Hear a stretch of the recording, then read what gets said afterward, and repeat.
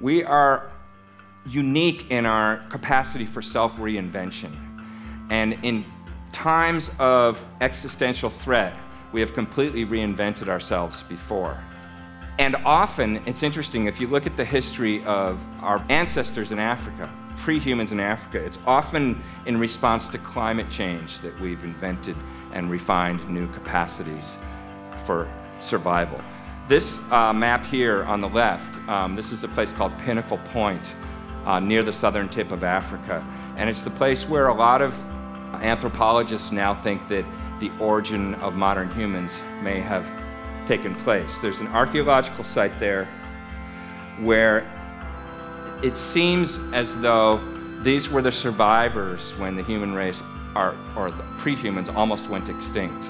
About 190,000 years ago, there was a genetic bottleneck, and we were almost completely wiped out, down to probably fewer than 1,000 individuals.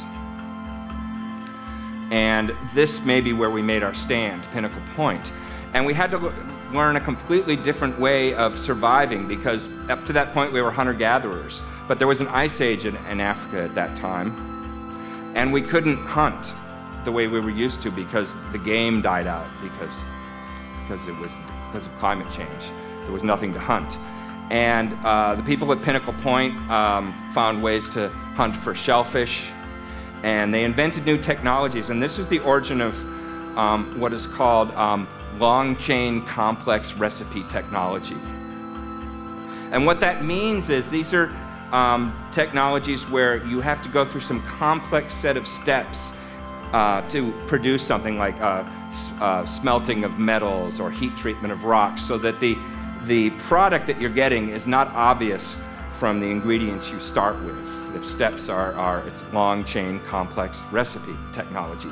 And it requires new levels of language and cooperation, and you have to be able to teach it to the next generation.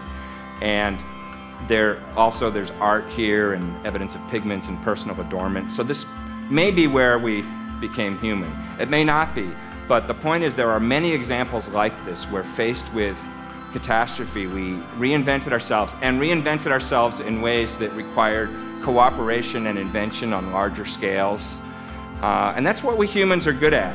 And when people tell me there's no way we're going to harness ourselves and create this society where we actually are able to use our technology as mostly as a survival tool rather than to threaten ourselves, I ask them,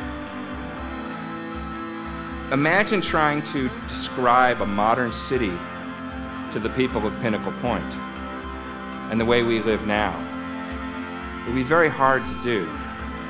And maybe that's just as hard as it is for us to imagine the reinvention that we are perhaps beginning now.